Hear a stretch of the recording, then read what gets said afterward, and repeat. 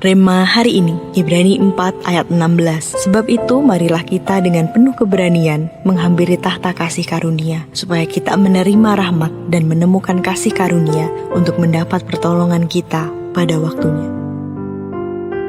Daud merupakan seorang yang dikenal sebagai a man after God's own heart, artinya seseorang yang berkenan di hati Tuhan. Sebelum diangkat menjadi raja, Daud hanyalah seorang penggembala beberapa ekor domba. Dalam kesederhanaannya, Daud memiliki kesukaan memuji Tuhan di tengah aktivitasnya sebagai gembala. Daud mendapat tempat yang istimewa di hati Tuhan, bukan karena kekuatan fisiknya atau statusnya, melainkan karena hatinya yang selalu berpaut kepada Tuhan. Dalam situasi apapun, Daud selalu mengandalkan dan mencari wajah Tuhan. Kerinduan Daud untuk menyenangkan hati Tuhan diwujudkannya dengan membangun pondok Daud. Tempat ini merupakan simbol dari hati Daud yang ingin menjadikan Tuhan sebagai pusat pujian dan penyembahan.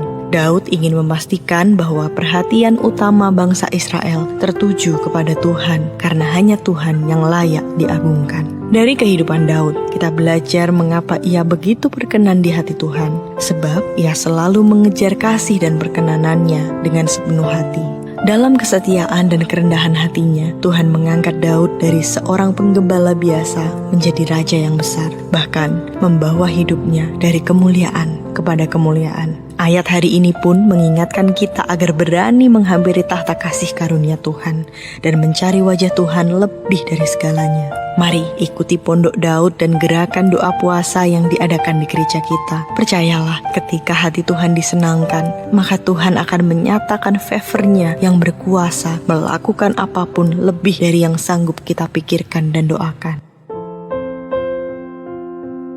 Apakah Anda sudah sungguh-sungguh mengejar favor Tuhan? Mengapa? Bagaimana cara Anda mengejar favor Tuhan? Apa yang terjadi jika favor Tuhan mengalir dalam hidup Anda? Bapa, ajar kami untuk senantiasa mengejar favor-Mu dalam hidup kami.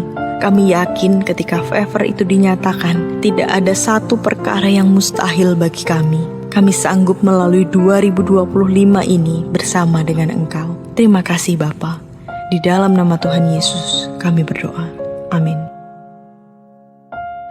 Lebih dari segalanya, kejarlah favor Tuhan.